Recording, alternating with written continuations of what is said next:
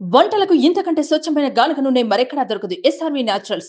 Orders కై screen పై number కి call చేయండి. బీఆర్ఎస్ నేత మాజీ మంత్రి మల్లారెడ్డిని మరో భూ వివాదం కేసు చుట్టుముట్టింది. హైదరాబాద్ లోని సుచిత్రలో సర్వే నెంబర్ 82లో 2.5 ఎకరాల భూమిపై మల్లారెడ్డి మరో వర్గంపై వివాదం చెలరేగింది. గత కొన్నేళ్లుగా కోర్టు వివాదంలో ఉన్న ఈ స్థలంలో కొందరు ఫెన్సింగ్ వేయడంతో అల్లుడు ఎమ్మెల్యే రాజశేఖర్ రెడ్డితో కలిసి మల్లారెడ్డి అక్కడికి చేరుకున్నారు. అనుచరులను ఆదేశించి ఫెన్సింగ్ ను తొలగించారు. 2.5 ఎకరాల భూమి తనదే అంటూ వాగ్వాదానికి దిగారు. అయితే అందులో 1.11 గుంటల భూమి తమదంటూ మరో 15 మంది అడ్డుకున్నారు.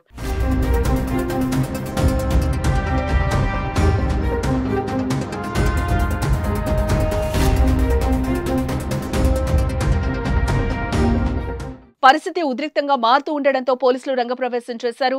పోలీసులతోనూ మల్లారెడ్డి వాగ్వాదానికి దిగారు. పోలీసులు ఎంత చెప్పినా మల్లారెడ్డి రాజశేఖర్ రెడ్డి వినలేదు. దీంతో మల్లారెడ్డిని అదుపులోకి తీసుకుని పేట్ బషీర్బాగ్ పిఎస్ కు తరలించినట్లుగా తెలుస్తోంది. ఎమ్మెల్యే మర్రి రాజశేఖర్ రెడ్డికి సంబంధించిన ఈ భూమిపై గత కొంతకాలంగా స్థానికులతో వివాదం నడుస్తూనే ఉంది. అందులో 1.11 గుంటల భూమి తమదంటూ వారు ఆరోపిస్తున్నారు.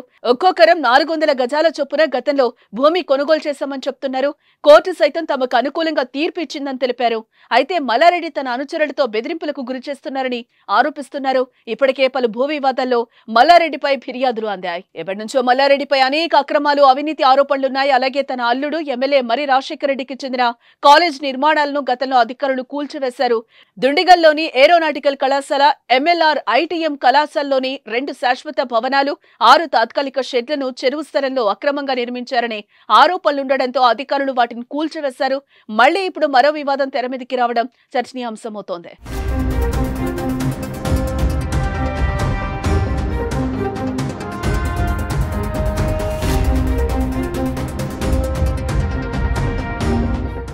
సుమన్ టీవీలో మీ పర్సనల్ అండ్ బిజినెస్ ప్రమోషన్స్ కోసం కింది నెంబర్కి కాంటాక్ట్ చేయండి.